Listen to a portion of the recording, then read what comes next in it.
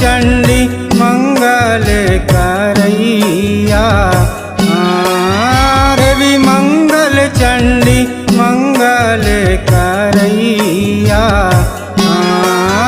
देवी मंगल चंडी मंगल करैया। देवी मंगल चंडी मंगल करैया।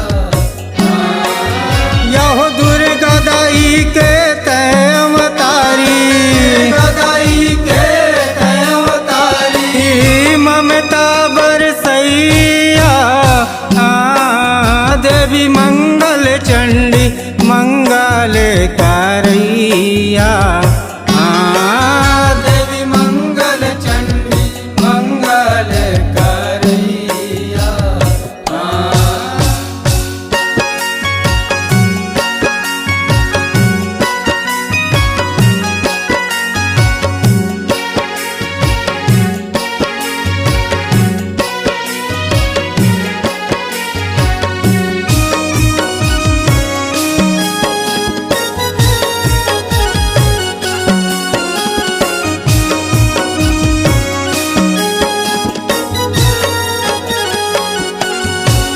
यहो सर्वा मंगल मंगला देवी मंगल चंडी माता। बल बुद्धि ज्ञान देवैया सकल सुख के दाता। यहो सकल सुख के दाता हो मैया, सकल सुख के दाता। बल बुद्धि ज्ञान देवैया सकल सुख के दाता। यहो बंदन बंदो दाई भगवती जिन टोर बेतनाता। दया माया कृपा के दयाली ताने रिवे वो छाता। ताने रिवे वो छाता हो मैया, ताने रिवे वो छाता। दया माया कृपा के दयाली ताने रिवे वो छाता।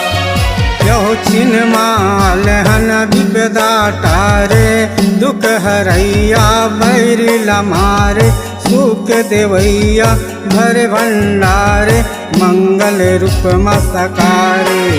जब मंगलवार के मान गुण तोरे, मंगल चंडी मैया। देवी मंगल चंडी मंगल करैया। देवी मंगल चंडी मंगल करैया।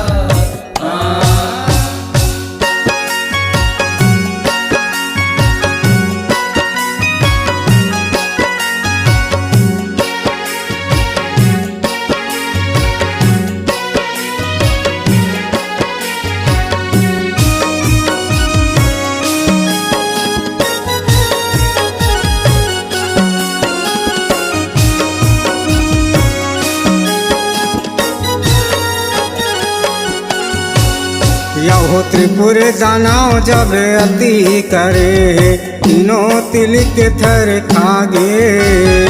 अखिल भुवन त्राही त्राही करते, देवधामी से के लागे। यहो देवधामी से के लागे हो मैया, देवधामी से के लागे। अखिल भुवन त्राही त्राही करते, देवधामी से के लागे। यहो चरण शरण शंकर ला सांवरे, दीपत लाहे बतागे। धरती रसुल महादेव शंभु, बड़ भारी बगियागे। यहो बड़ भारी बगियागे हो मैया, बड़ भारी बगियागे। धरती रसुल महादेव शंभु, बड़ भारी बगियागे। यहो त्रिपुर दानव सन उमे है भारी, बीच समर में त्रिशूल धारी। युद्ध मताए जाऊं हर विकरारी, गंगाधर जटाधारी। जब बंदे संवर सिर दुर्गाला, डमरू बजैया।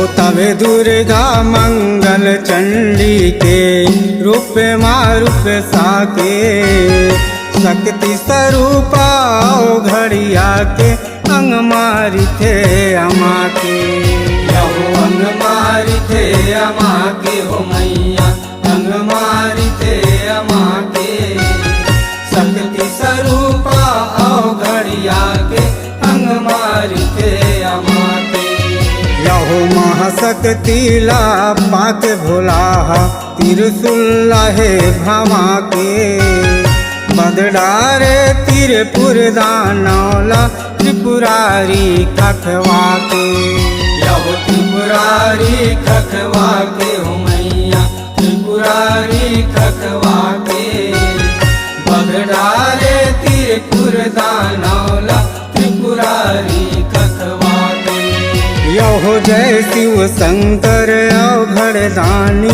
बहिराए तभे आदि भवानी पूजा आरती कोई वही खानी क्यों तक करे गुणगानी यहो बगधरा चेतन पुजेरी ध्यान के धरैया देवी मंगल चंडी मंगल करैया देवी मंगल चंडी मंगल करैया यहो दुर्गा दाई के तय अवतारी दुर्गा दाई के तय अवतारी ममता बरसैया देवी मंगल चंडी मंगल करैया देवी मंगल चंडी मंगल करैया देवी मंगल चंडी